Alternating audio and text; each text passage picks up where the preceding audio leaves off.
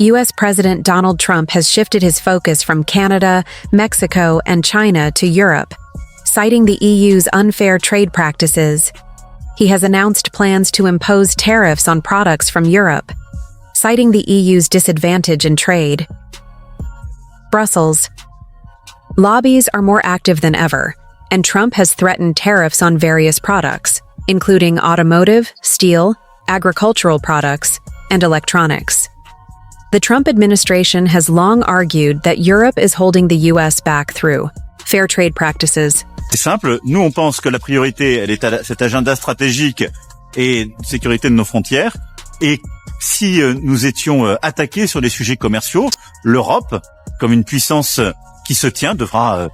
I think that we have to do everything to avoid this totally unnecessary and stupid tariff wars or trade wars. What is clear, there are no winners in trade wars. If United States and the US start the trade war, then the one laughing on the side is China.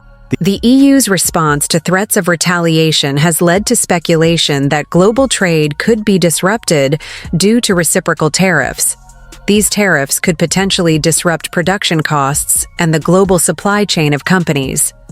Trump's tariff moves, particularly those involving the EU, have been criticized for their potential to rip off the United States.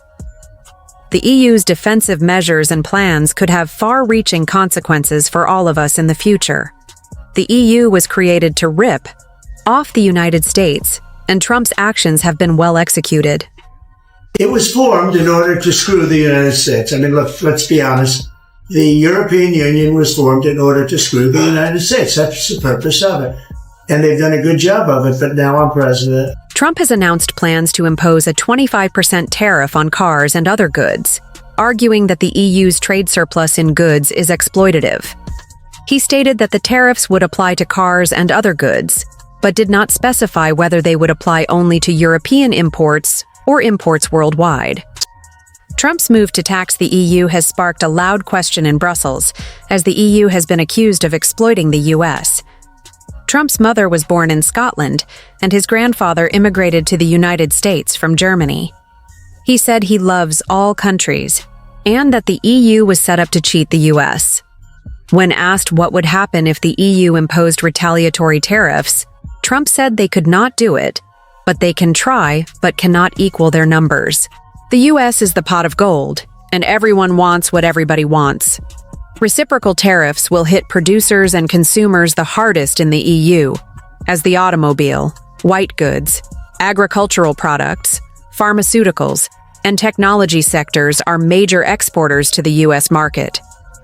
The US has a large flow of goods and services to Europe, and when one side imposes taxes, the other does the same, leading to inflationary pressures and a slowdown in economic growth.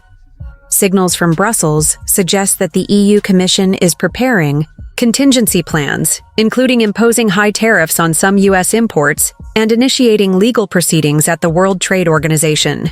Similar steps have been taken against Trump's steel and aluminum tariffs, and Europe has even made its voice heard by imposing additional duties on Harley-Davidson motorcycles and American whiskey. Key countries such as Germany, France, Italy, Sweden, and Spain will shape the EU's overall response to this crisis. Germany is synonymous with automobile giants, highly engineered products, and strong export flows. If the Trump administration imposes taxes on German cars, Berlin could retaliate against American manufacturers.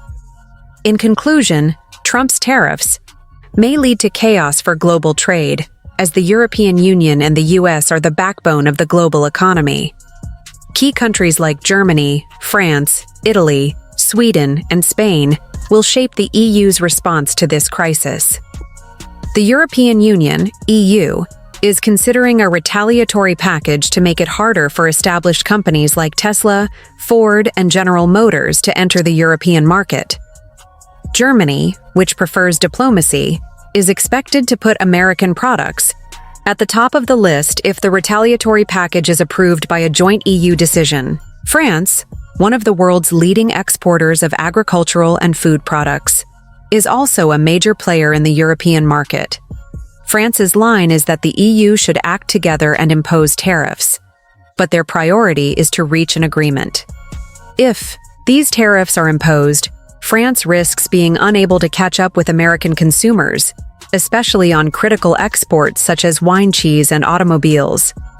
Italy, one of the countries that says a trade war is good for no one, but at the same time, they must be prepared. Italy has brands such as Fiat in the automotive sector and Ferrari and Maserati in the luxury segment, as well as a huge export potential integrated with fashion, food, and tourism.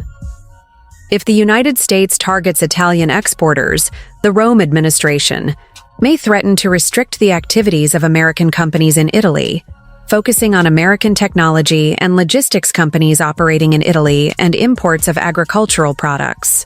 The Italian government has hinted that it may impose some disadvantages on United States-based tourism agencies in terms of tourism incentives. Sweden stands out in exports of technological innovation, engineering products, and high-value-added goods. Brands such as Ericsson, Volvo, and Scania are big exporters to the United States market, but are also dependent on suppliers. Sweden has significant exports to the United States in the automotive supply industry, telecommunications, green, energy, and biotechnology. If tariff walls go up, these companies risk losing competitiveness. The Swedish government could also challenge the American technology and logistics sector with its own rules if an EU-wide retaliatory package is on the agenda. On the Spanish side, there is a significant flow of trade between the tourism, agriculture, and automotive sectors. If the United States imposes taxes on these products, the Madrid government may target American food products. Spain cooperates with American aerospace companies and the defense industry. If the issue escalates further, additional taxes like lying fees or quotas could be imposed on American companies based in Spain. This would not only put United States manufacturers in a difficult position, but could also upset the competitive balance in the European market. The new wave of tariffs could make European brands less attractive to consumers, raising questions about whether both sides can reach an agreement or escalate tensions.